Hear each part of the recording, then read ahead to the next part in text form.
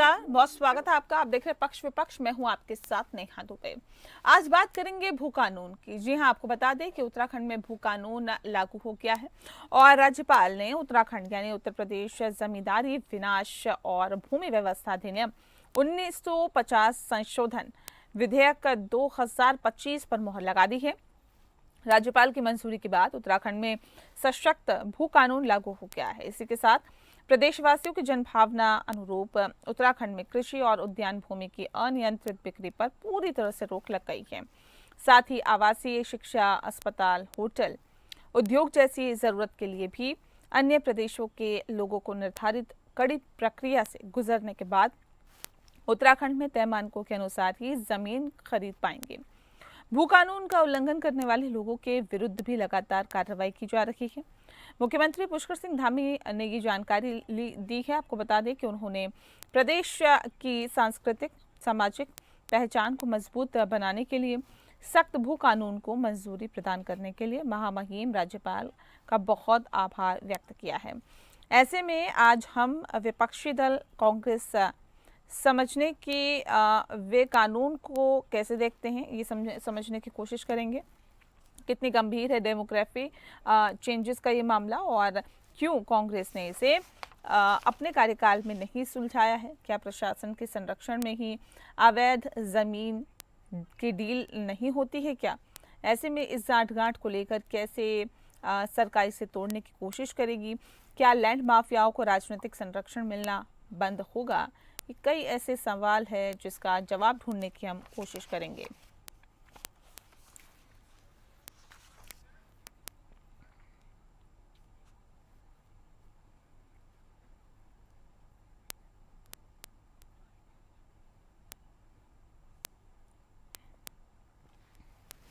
और चलिए इस विषय पर तफसील से चर्चा करेंगे। खास मेहमान हमारे साथ मौजूद हैं, उनसे आपका परिचय करा देते हैं।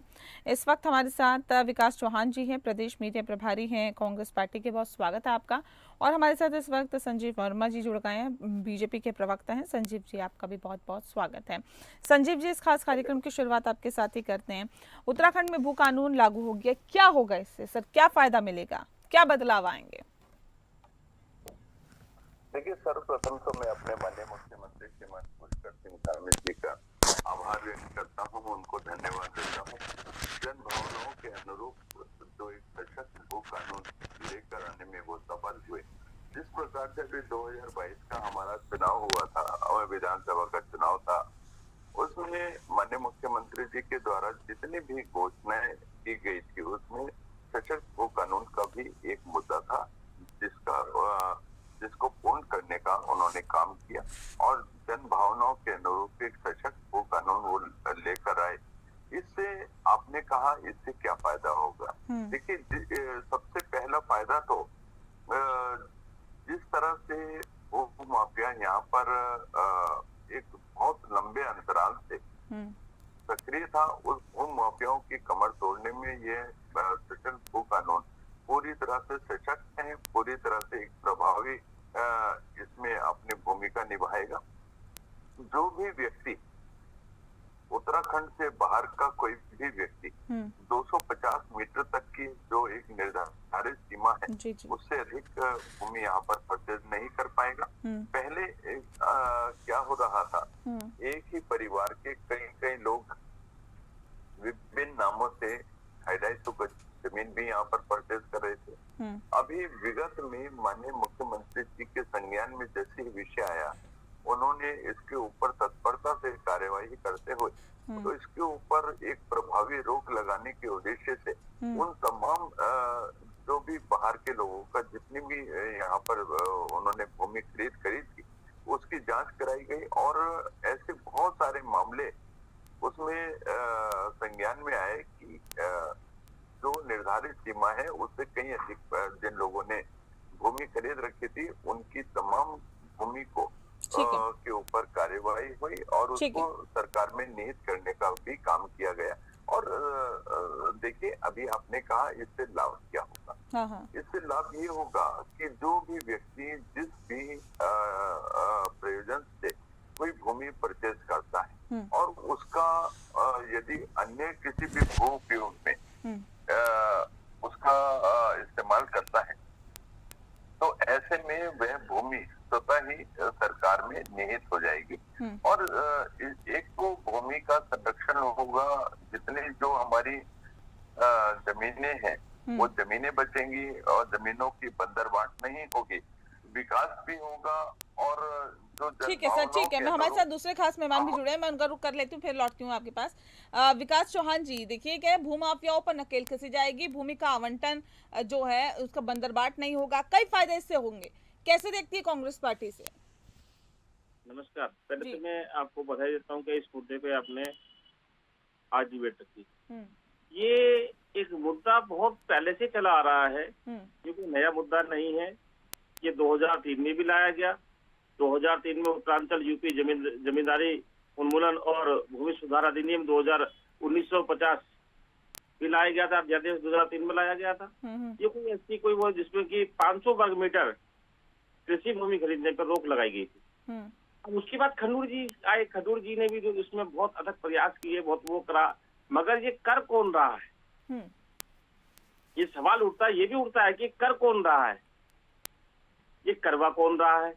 इसको जो है भू अध्यादेश जो ये कानून ला रहे हैं, इसमें हम लोग इसका विरोध नहीं कर रहे हैं। हम इस पक्ष में नहीं है कि उत्तराखंड की जो प्राकृतिक है जो उससे छेड़छाड़ हो या बाहर के लोग आके यहाँ पे वो करें, मगर हम उस कैटेगरी में जा रहे हैं कि इसमें कुछ मानकों का सुधार भी हो, कुछ मानकों को वैसे भी कहा जाए। आज की तारीख पे कौन से मानक जिस पे आपत्ति है आप लोगों को? आज की तारीख में बाहर से ही चल रहा है सब कुछ। यहाँ पे बाहर का आदमी आके बिजनेस कर रहा है, बाहर के लोग फैक्ट्री लगा रहे हैं, बाहर के लोग यहाँ पे सब कुछ कर रहे हैं। हाँ। आप देखिए इसमें दो जिले छोड़ दिए गए हैं, देहरादून और वो हरिद्वार। तो ये चीजें हैं कि जो कर रहे हैं ये तो इन्हीं के लोग कर रहे हैं। हाँ। थोड़ा आवाज बढ़ाइए। नहीं, आवाज बढ़ाने की कोशिश कर रहे हैं मैं पीसीआर से कहूंगी आपकी आवाज बढ़ा दीजिए। आप विकास जी आप कंटिन्यू रखें जी। तो ये जो कर रहे हैं, इसमें जो काम कर रहे हैं, जो इसमें वो हो रहा है, उसका हम लोग समर्थन करते हैं। ठीक है, अच्छी बात है ये उत्तराखंड को बचाए रखना, उत्तराखंड में वो करना, बाहरी लोगों का जो खरीद फरोख्त है वो कम होगी, ठीक है, मगर इसमें कहीं ना कहीं लोकल जो लोग बताइए ना मुझे जिसपे आपको विरोध है, मुझे ये बताइए कि इसमें ये है और हम चाहते थे कि इसमें ये हो जाए, और भारतीय जनता पार्टी वो नहीं कर रही है। हम चाहते हैं जो लोग यहाँ पे रह रहे हैं, हाँ। मगर वो बेसिकली मूल रूप से कहीं बाहर के राज्य के रहने वाले हैं, ठीक है जी, उनके पास यहाँ मूल निवास सर्टिफिकेट नहीं है, यहाँ पे उनके पास मूल निवास प्रमाण पत्र नहीं है, ठीक है जी, तो उन लोगों के लिए समस्याएं खड़ी हो जाएंगी, गरीब तबके के लोगों के लिए समस्याएं खड़ी हो जाएंगी। पैसे वाले के लिए कोई समस्या नहीं हो, वो तो कैसे न कैसे काम करा ही लेगा, मगर जो गरीब तबका है, निम्न वर्ग के लोग हैं, नौकरी पैसे वाले लोग हैं, छोटे वर्ग के लोग हैं, उन लोगों के लिए भी काफी समस्याएं खड़ी हो जाएंगी।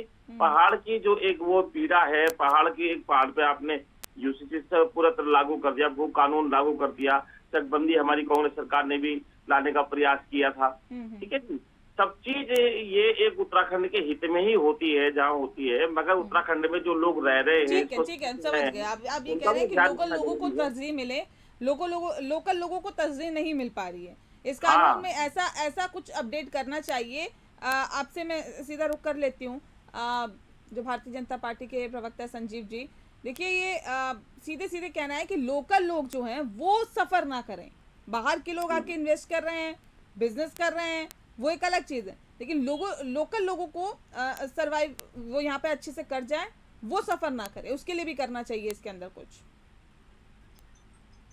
देखिए, जो उत्तराखंड के वासी हैं, उत्तराखंड के निवासी हैं, जो उत्तराखंड में वास कर रहे हैं, वो चाहे जो भी हो, और सभी लोगों को 250 वर्ग मीटर तक जमीन खरीदने के लिए किसी को भी कोई रोका नहीं गया है। जो मानक हमने रखा है कि 250 वर्ग मीटर से अधिक यदि कोई उत्तराखंड से बाहर का व्यक्ति यहाँ पर जमीन खरीदना चाहता है, तो उसके लिए जो मानक है वो 250 मीटर की एक हमने एक सीमा निश्चित की है। उससे अधिक यदि वो भूमि या परचेज करना चाहता है तो उसके लिए उसको पहले प्रयोजन बताना होगा, उसके लिए शासन से अनुमति लेनी होगी, और यदि उस अनुमति के जैसे कि मैं एक उदाहरण देता हूँ आपको। यदि कोई व्यक्ति कहता है मेरे को यहाँ पर खेल स्टेडियम बनाना है और उसके लिए मेरे को 10 बीघा जमीन की वो सरकार से इजाजत लेता है और वो स्टेडियम बनाने के बजाय वहाँ पर प्लॉटिंग करना चालू कर दे या हॉस्पिटल बनाना चाहे या अन्य कोई रिजोर्ट बनाना चाहे, तो ऐसे में जैसे ही उसका प्रयोजन के इतर उसका वो उपयोग करना आरंभ करेगा तो वो स्वतः ही वो भूमि राज्य सरकार में निहित हो जाएगी। मतलब आप ये कह रहे हैं कि जमीन घोटाले खत्म हो जाएंगे, जमीन घोटाले खत्म हो जाएंगे। क्या प्रशासकीय साठगांठ के जमीन घोटाले बंद हो जाएंगे? संजीव जी, प्रशासनीय यहाँ पे साठगांठ बहुत देखने के लिए मिलती है, सब मिलके खाते हैं, बंदरबाट होता है।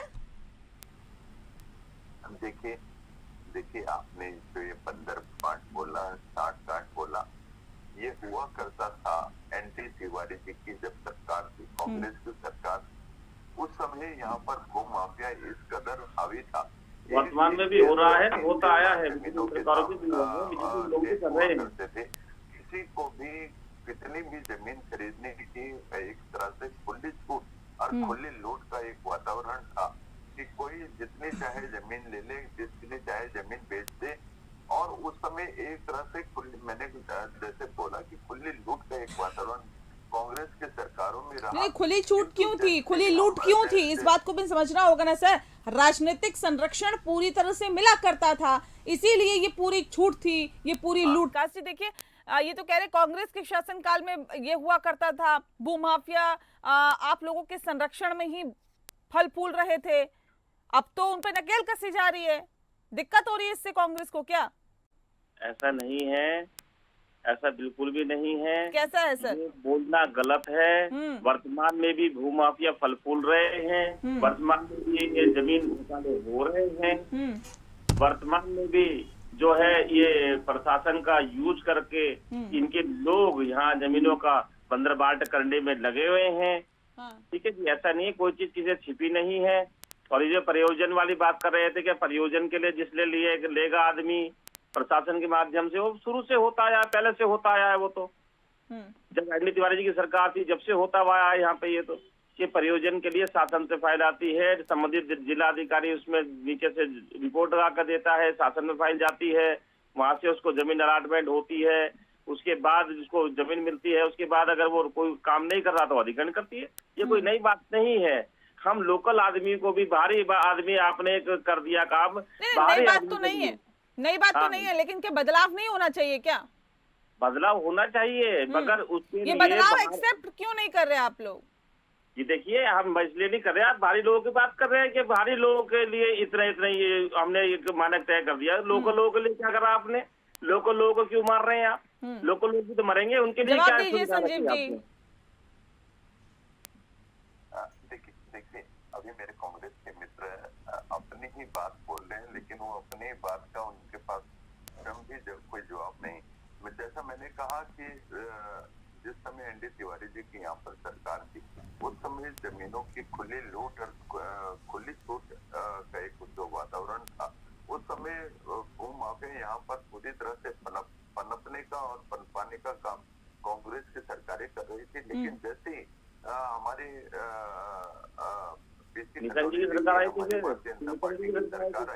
हमने उसके मानक को 250 वर्ग मीटर तक बाहर के लोगों के लिए एक समय उसकी कीमत निश्चित की, जिससे जो एक अनियंत्रित बंदरबाट चल रही थी उसके ऊपर एक प्रभावी रोक लगी।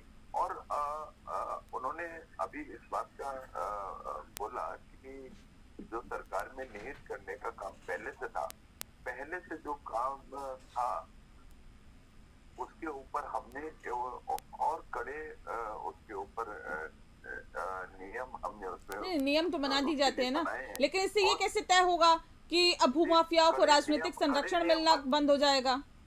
कैसे तय होगा सर? देखिए भारतीय जनता पार्टी जवाब नहीं है, कोई जवाब नहीं है, कैसे तय होगा? सरोकारों के ऊपर पूरी तरह खरी उतरती है, जन भावनाओं के ऊपर पूरी तरह खरी उतरती है और जन भावनाओं के अनुरूप ही हम सशक्त वो कानून लेकर आए हैं जिससे विकास भी साथ साथ चले और हमारी जो भूमि है वो भी सुरक्षित रहे, संरक्षित रहे। और एक जो बड़ी पलायन की जो हमारे यहाँ उत्तराखंड में समस्या लगातार वर्षों से मुंह बाए खड़ी रहती थी, उस समस्या से भी पार पाने के लिए लगातार सरकार अपना लैंड बैंक भी बढ़ा रही है ताकि यहाँ पर औद्योगिकरण भी हो, ताकि यहाँ पर इंडस्ट्रीज भी है। नहीं सर, मेरा सवाल ये है कि ये कैसे तय होगा कि माफियाओं को, लैंड माफियाओं को अब राजनीतिक संरक्षण नहीं मिलेगा? देखिए, देश में बहुत सारे कानून हैं, लेकिन इम्प्लीमेंट किस तरह से होते हैं ये मायने रखता है। क्या ऐसा क्या है, आप मुझे बताइए कि आप ये कहें कि भाई इसको बहुत अच्छे से हम इम्प्लीमेंट करेंगे, या जो लैंड माफिया, भू माफिया है, उन्हें राजनीतिक संरक्षण अभी तक मिलता आया था, अब नहीं मिलेगा, ऐसा क्या है, मुझे बता दीजिए। हाँ, ये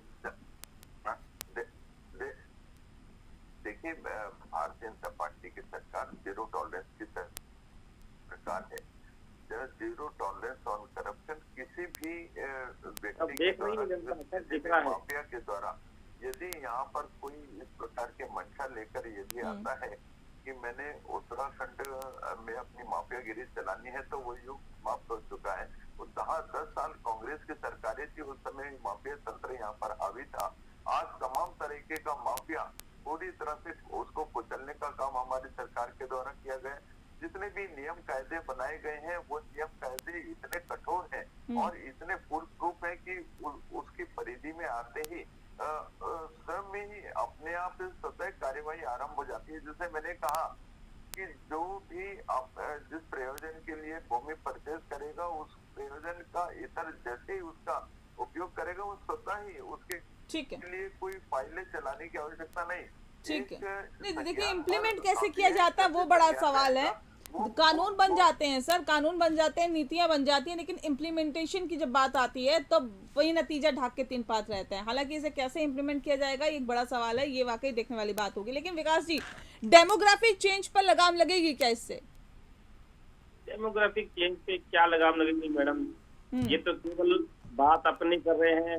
बातें करने से सरकारें नहीं चलती हैं, जमीन पे धरातल पे आप मुझे मुद्दे नहीं बता पा रहे ना, आप सिर्फ लोकल लोग मुझे बताइए ना, विरोध है तो क्यों विरोध है? मुझे 4 बिंदु गिना दीजिए ऐसे। तीरथ सिंह जी बहुत कम समय के मुख्यमंत्री बने उत्तराखंड में। मेरठ से आके किसने यहाँ पे भू का घोटाले वो करे खेल खेला, क्यों हट गए? तो ये सब चीजें काउंट करती है, जनता सब देख रही है। नहीं, मुझे ये बताइए, 4 बिंदु बताइए, 4 बिंदु, सिर्फ 4 बिंदु पॉइंट वाइज। इसलिए हम विरोध कर रहे हैं। पहला आपने कह दिया लोकल लोगों को के लिए कुछ नहीं है इसके अंदर। दूसरा बताइए मुझे, दूसरा बताइए कि बाहरी लोगों को हम 250 गज जो है 250 वर्ग मीटर जमीन देंगे, 300 गज जमीन देंगे यहाँ पे, मगर हमने लोकल लोगों की कहीं भी उनकी बात नहीं कही। दूसरा बिंदु बताइए। ठीक है, हमने भू कानून में मूल निवास की बात कह दी। जो लोग यहाँ पे रह रहे हैं उनको स्थायी निवास डोमिसाइल मिल रहा है। ठीक है, उनके लिए कई मानक तय नहीं किए गए। ठीक है साहब, कहीं ना कहीं उनके आगे ये समस्याएं खड़ी होंगी, उनके लिए भी तय हो। पलायन की बात कर रहे हैं, ऊपर पहाड़ की उसकी बात कर रहे हैं, पलायन पूरा खाली हो चुके हैं, पहाड़ पूरे खाली हो गए हैं। ये क्या उनको ये लाके भू कानून लाके क्या उनको वहां से दोबारा हरा भरा कर देंगे? एक बिंदु ये सिर्फ एक बिंदु है, लोकल लोगों की बात आप कर रहे हैं, और इसके अलावा कोई ऐसा इशू नहीं है जिस पर आप ये कहें कि हम जो इसका विरोध कर रहे हैं? मैडम, लोकल लोगों की भी बात है इसमें, और जो लोग उद्योग पूरा चलता है बाहर के लोगों से चलता है। जो हमारे जितने भी हमारे यहाँ पे घुमा के वही बात है आपकी। संजीव जी कुछ कहना चाह रहे, जल्दी से संजीव जी रखिए बात। देखिए, जिस प्रकार से माननीय मुख्यमंत्री जी का विजन 2025 उत्तराखंड देश का नंबर 1 राज्य बने, उत्तराखंड आत्मनिर्भर राज्य बने और सर्वश्रेष्ठ राज्य की दिशा में हम लोग लगातार आगे बढ़ रहे हैं। हम लोग लगातार नई नीतियां बना रहे हैं। हम लोग पलायन के ऊपर प्रभावी रोक लगाने के उद्देश्य से हमारी सरकार देश भर की पहली ऐसी सरकार है जिसने 20,000 सरकारी नौकरी इतने अल्पावधि में देने का काम किया, जिसने पलायन को रोकने की दिशा में होम स्टे, टूरिज्म और सोलर तमाम ऐसी स्वरोजगार की प्रकार की योजनाएं हम लोगों ने डेवलप करी, हमारी सरकार ने डेवलप करी है, जिसका हमारा युवा लगातार लाभ उठा रहा है। उसको